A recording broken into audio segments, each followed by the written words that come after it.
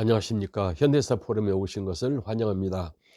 얼마 전에 포천의 몇 사람하고 같이 상계동에 이렇게 롯데 시네마 거기 가서 건국 전쟁을 보고 왔습니다. 그러는데 건국 전쟁을 봤을 때 그 다큐멘터리니까 좀 연구를 많이 해서 정성껏 그렇게 해야지, 세상에 처음부터 끝까지 보니까 참 그렇게 정성은 안 들어갔고 영화를 만들어서 그 보는 사람들한테 15,000원씩 돈을 받아 갖고 이렇게 영화를 돌리는 거 보고 한심스럽습니다. 남한테 돈을 받을 때는 그만큼 대가가 있어야 돼요. 그런데 그냥 수년이 거짓말로 6.25를 이야기해서 15,000원씩 돈을 받는다는 것은 안 되는 거죠. 그 첫 번째, 이승만하고 박정희가 6.25를 막았다 그러더라고요. 참 어이가 없어서. 어떻게 이승만하고 박정희가 6.25를 막아요. 말도 안 되는 소리지.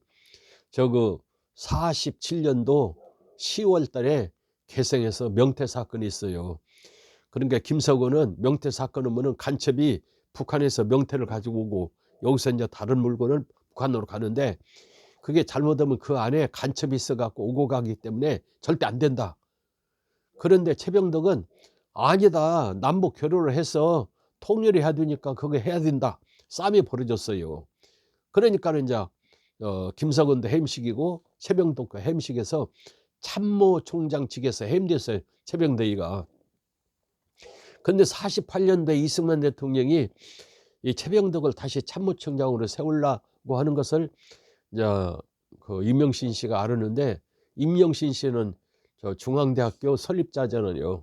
그분은 이승만 대통령과 가깝기 때문에 찾아가서 절대 최병덕이가 참모총장 되면은 대한민국 망한다, 절대 안 된다, 막 통곡을 했어요.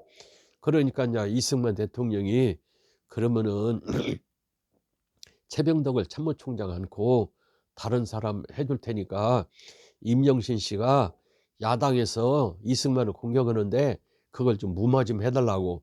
그게 내가 할 수 있죠. 그래갖고는 야당들 무마를 싹 쉬겠어요. 임영신 씨가 그냥 정성을 다해서. 그래 놓고는 이제 이승만한테 가서 최병덕을 참모총장 세우면 안 되니까 우리나라 장군들 유명한 사람 많은데 왜 하필 최병덕만 하려고 그러냐고. 그러니까 나는 안 하려고 그러는데 미국 당국에서 자꾸 최병덕을 참모총장 세우라고 그러는데 내가 참 고민이 많다고. 그래 놓고는 48년도 4월 달에 다시 최병덕을 이렇게 참모총장으로 세웠어요. 이 최병덕은 완전히 간첩이요, 이건. 이 간첩이라는 증거는 대전 이사단이 6월 25일 날 포천으로 갔어요. 포천에서 인민군이 이제 3, 4단하고 싸움을 하고 있었어요, 이영근 사단장이. 그리고 이제 이영근 사단장이 자기가 최병덕은 간첩이다 그래갖고 10가지 이유를 댔어요. 첫째, 넷 이렇게. 그래갖고 책을 쓰고 자기는 연구가 부족해서 의문점만 남기고 난 세상을 떠난다. 누가 연구해서 이걸 보충하면 좋겠다. 그리고 10가지 의문을 책을 쓰고 세상을 떠났어요. 그리고 육군본부 작전과 박정인 대위가 있어요. 그때 당시 대위 소장으로 제대했는데 엊그저께 이제 세상을 떠났죠. 저하고 좀 가깝고 잘 알고 그러는데, 그분도 최병덕은 완전히 간첩이라고 그러고 그러는데 자기 상관으로 모셨기 때문에 책이나 말로 간첩이라 소리는 않고, 내가 물어보니까 전부 다 이야기를 해주더라고요. 물어보니까 이야기를 하지 자기가 최병덕이가 간첩이라 소리는 못 하겠다 그렇게 이야기를 하더라고요. 분당에서 살다가 돌아가셨잖아요. 그러면은 최병덕을 이렇게 못 하게 했는데 미군이 이제 최병덕을 참모총장 권해서 했다고 그러니까 그냥 이명신 씨가 그냥 한지를 뛰면서 대한민국 난리났다 난리났다. 그러니까 이승만 대통령이 임명신한테 당신 미국 가서 무게를 많이 이렇게 받아오라고. 그래서 미국을 갔어요. 미국 있을 때 유교가 터졌잖아요. 그러니까 막 임명신이가 한지는 뛰면서 내가 그렇게 이승만 대통령한테 최병덕 간첩이니까 하지 말라고 그랬더니 저놈이 간첩 노릇해 갖고 4일 만에 대한민국 그냥 완전히 예 망해버렸다고 그냥 통곡을 했어요. 그리고 두 번째로는 이명신이가 하도 북한에서 이제 공격한다고 남침한다고 그래서 자기 부하 15명을 돈을 60만 원을 줬어요. 그때 오제도 검사 봉급이 8만 원이요. 그러니까 굉장히 큰 돈이죠. 돈을 줘 갖고 북한에 이제 15명을 보냈어요. 싹 정탐하러 왔는데 철로마다 전부 다 전차 그냥 뭐 군인 무기 그리고 북한에는 도로마다 그리고 막 국민들이 이제 전쟁하기 위해서 막 뭉치고 있다는 것을 알았어요. 그래서 와 가지고 이제 이명신한테 이야기했어.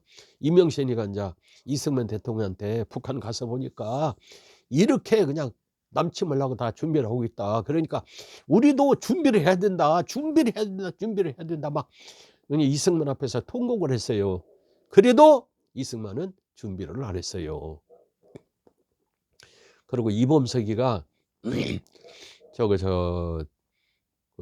장군이잖아요. 국방장관, 국무총리 대려하고 그러는데 인민군이 반드시 내려온다.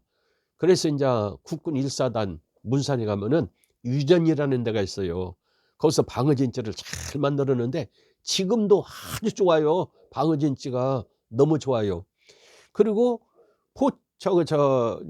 춘천에 가면 이산포라는 데가 있어요. 거기도 방어진지를 1진, 2진, 3진 잘 해놨더라고요. 그리고 강릉도 가니까 그 외에 이렇게 1진, 2진, 3진 잘 해놨어요.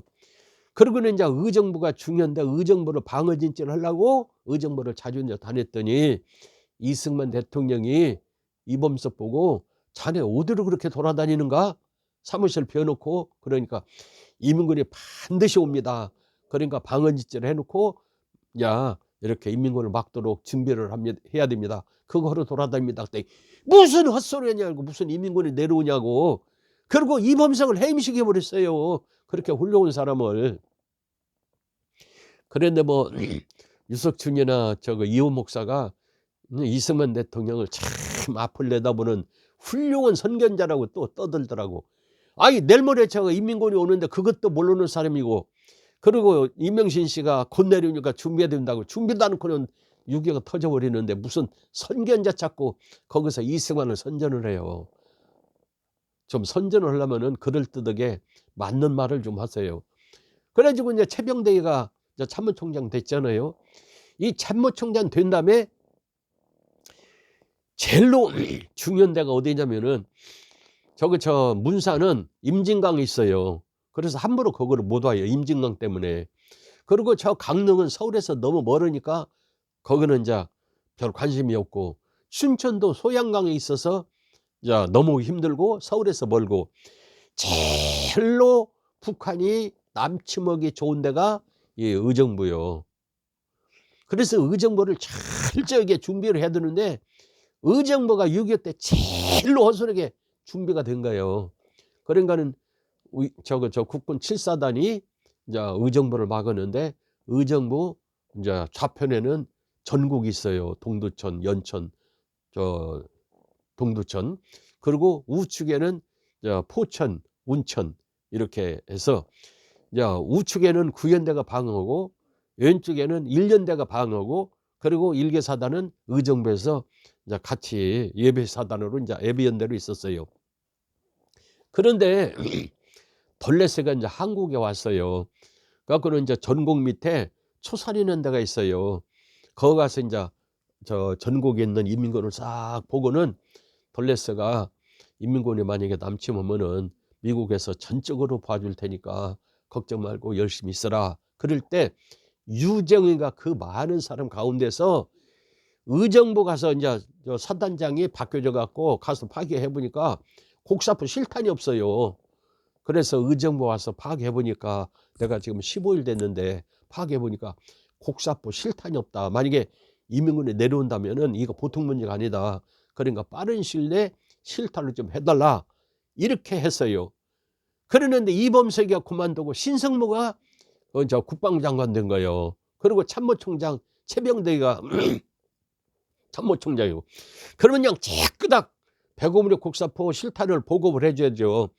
저 수색에 가면은 1사단에 105mm 포탄이 많이 있고, 그다음에 춘천 가도 5,600발 있었어요. 그거를 일단 막 빠른 시일 내에 수송을 해서 1,000발이나 2,000발 이제 의정부로 보내고, 그리고 저 부천에 가면은 곡사포 포탄이 많이 있으니까 막 부지런히 날려 가지고 준비를 해야 되죠. 그런데 다 유정 장군이 보고를 했는데도 저 신성무나 최병덕이나 한 사람도 6.25 준비를 안 했어요. 최병덕은 더 말할 것도 없고. 그러고는 이제 최병덕이가 그 6월 24일 날 휴가 요청을 보내버렸어요.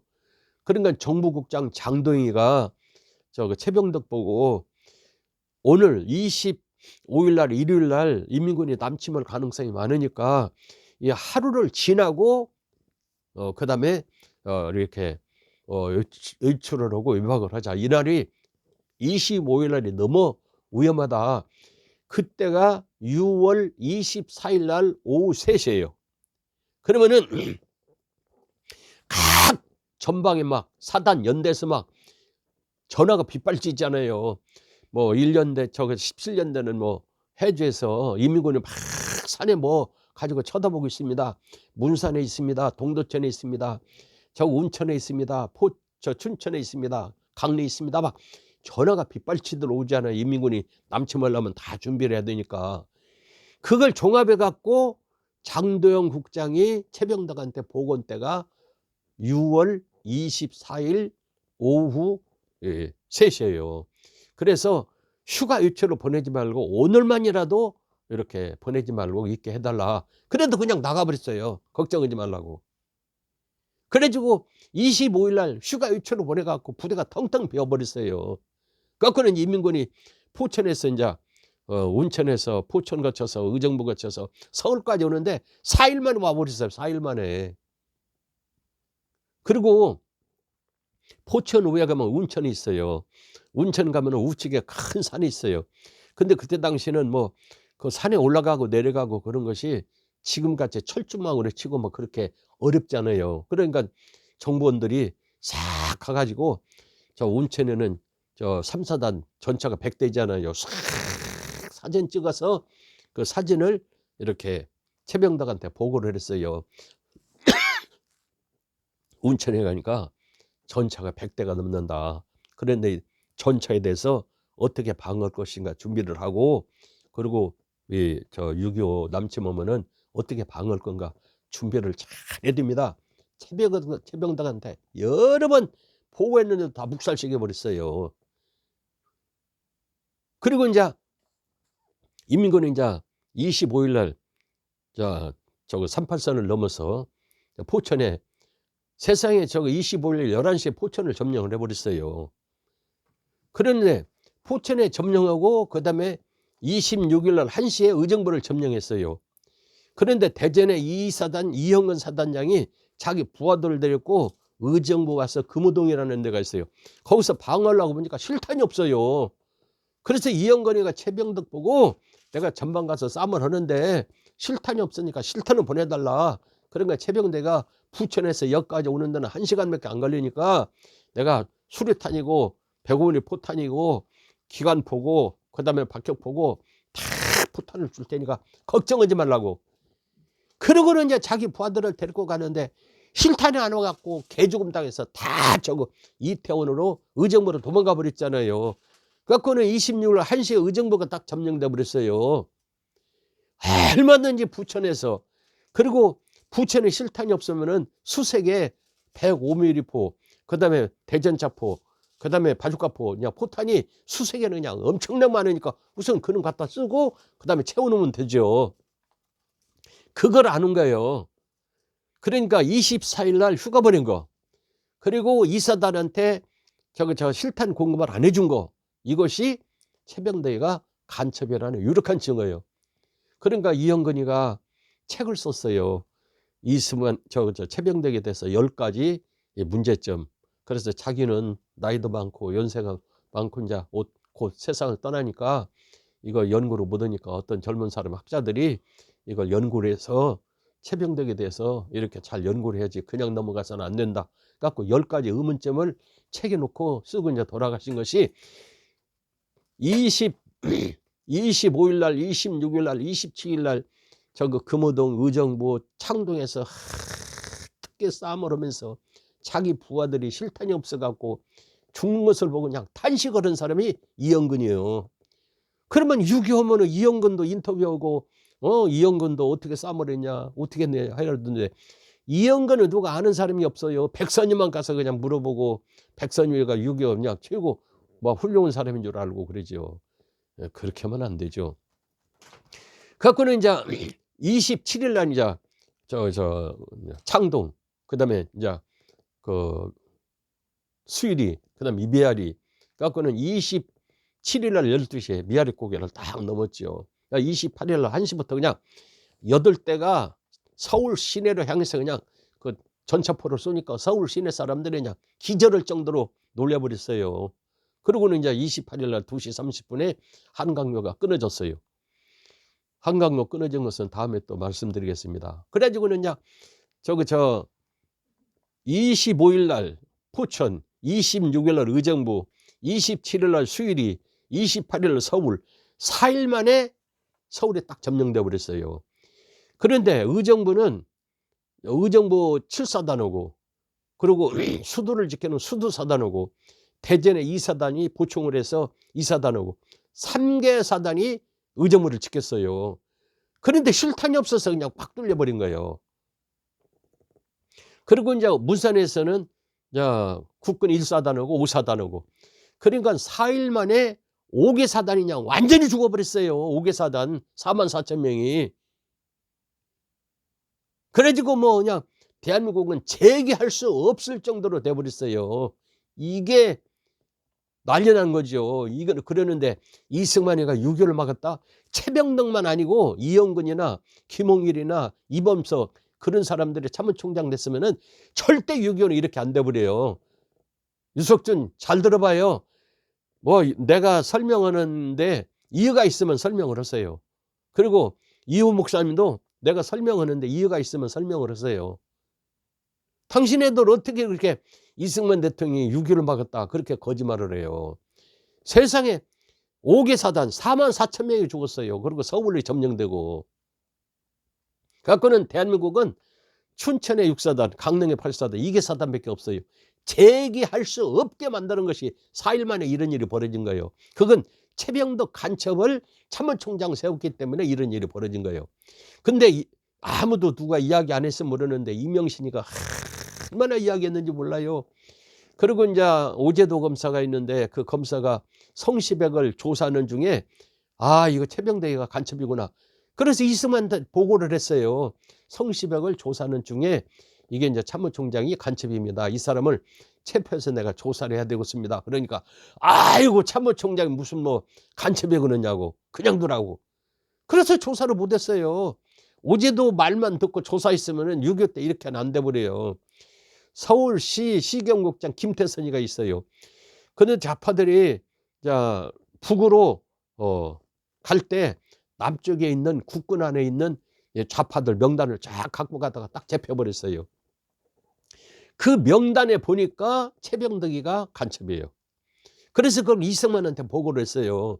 이 명단 보니까 여기에 최병덕이가 빨갱이 대장입니다. 그러니까 이 사람을 해임시키고 아무것도 보직을 주지 말아야 됩니다. 그랬더니 참모총장이 무슨 빨갱이 건너가? 그래도 무시해버렸어요. 그래놓고는 4일 만에 서울이 점령되고 5개 사단 그냥 전멸돼 버리고 44,000명이 죽고 재기할 수 없게 만드는 사람이 이승만이에요. 임영신이나 오제도나 김태선이나 주위 있는 사람들이 여러 번 이야기했어요. 최병덕은 안 된다고.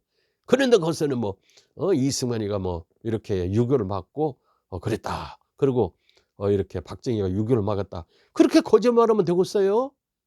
사기꾼이요.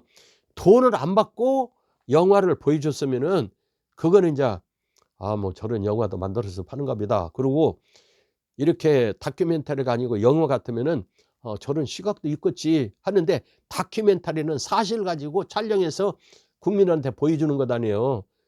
그런데 돈을 안 받았어 모르는데 15,000원씩 다 받았잖아요. 당신네들은 사기꾼이요. 내가 그래서 변호사 선임해 가지고 지금 검토 중이에요. 이런 건 그냥 놔둬서는 절대 안 돼요. 두 번째, 박정희가 막았다 그러잖아요. 막았다. 박정희는 14인다 반란 사건 때 김제하고 내통해 갖고 정보를 다 김제한테 넘겨줬다 그래서 김창룡이가 잡아다가 조사를 해 가지고 사형 구형을 했어요. 그러는데 장도영하고 백선엽이가 이승만한테 가서 이렇게 한 사람이라도 장교 아까우니까 살려주자고. 그래서 안 죽이고 살렸어요. 김창룡은 죽여야 된다. 절대 이 사람은 안 된다. 그러는데 장도영하고 백선엽은 살리자. 그래서 살려서 예편을 시켜버렸어요. 위양수 밑에서 이제 심부름하고 뭐 생활비 좀 받고 이제 그렇게 살았죠. 그러는데 50년도 유교가 나니까 장교들을 무지하지 않아요.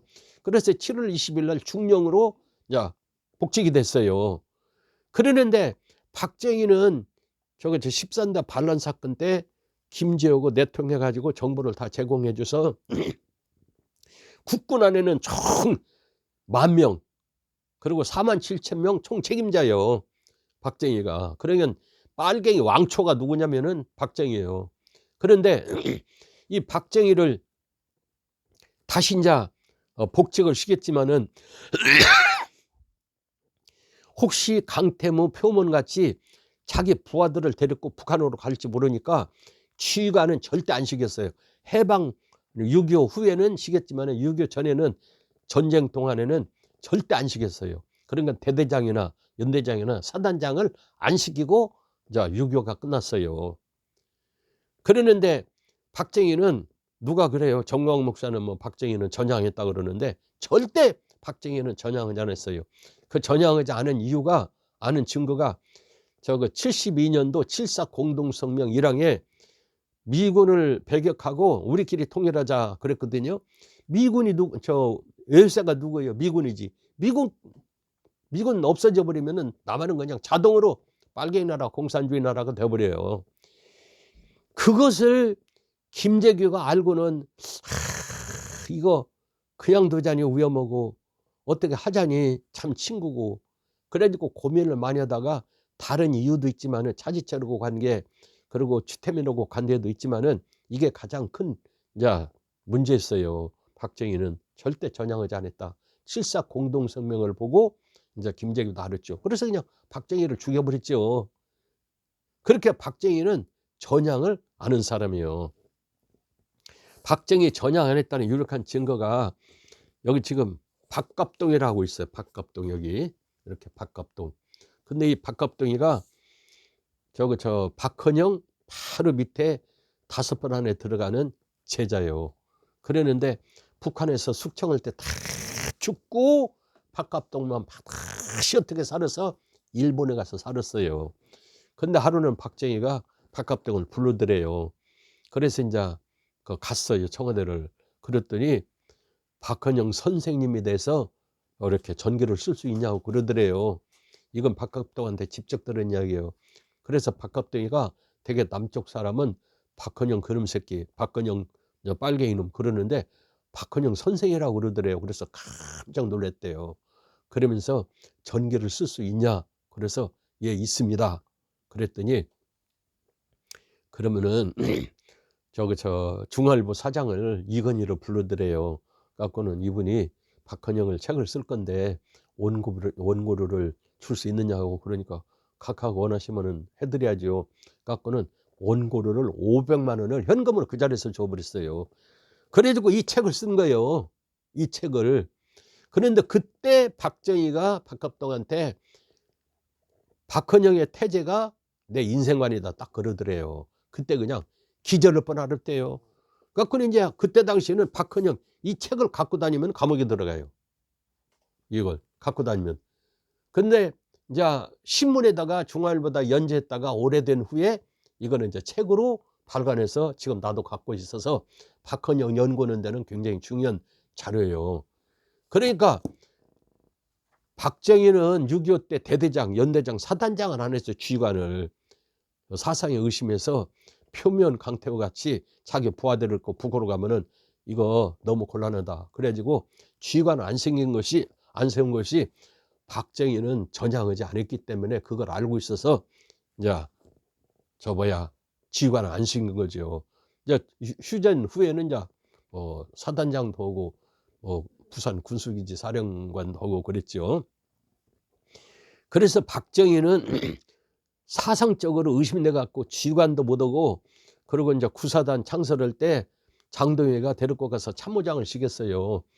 그러니까는 6.25 때 공을 세우려면은 대대장, 연대장, 사단장, 지휘관이 돼가지고 인민군으로 쌈을 해서 쌈을 잘 막아내야 인민군을 막았다 그러는데, 박정희는 한 번도 지휘관이 못 돼갖고 인민군하고 전면해가지고 쌈을 한 일이 없어요. 그런데 유석준하고 이혼은 박정희가 6.25를 막았다. 그렇게 거짓말하면 되겠어요? 그리고 박정희는 이제 이렇게 이승만 때 2번이나 이승만을 그냥 몰아내고 정권을 잡으려고 그랬어요. 2번이나. 지금 김창룡은 이승만을 이렇게 박정희를 죽여야 된다. 그리고 장도영하고 이렇게 백선엽은 그래도 살려야 된다. 그래서 이제 살아났잖아요. 살아났으면은 살려준 것에 대해서 이승만한테 고맙게 생각을 해야 되는데, 전쟁 도중에 2번이나 반란 일으켜 갖고 이승만을 어떻게 해버리려고 애를 쓴 사람이요. 그러니까 참 일본군한테 충성을 다했죠. 빨갱이 9년 안에 빨갱이 총지휘자죠. 그리고 이승만 대통령을 2번이나 이렇게 몰아내 가지고 정권을 잡으려고 그랬죠. 그러니까 인간적으로 이게 되질 않은 사람이 누구냐면 박정희요. 그런데 박정희 죽은 지도 오래됐는데 참 박정희 그리고 박정희가 6.25를 막았다 이런 거 보면은 너무나도 한심해요.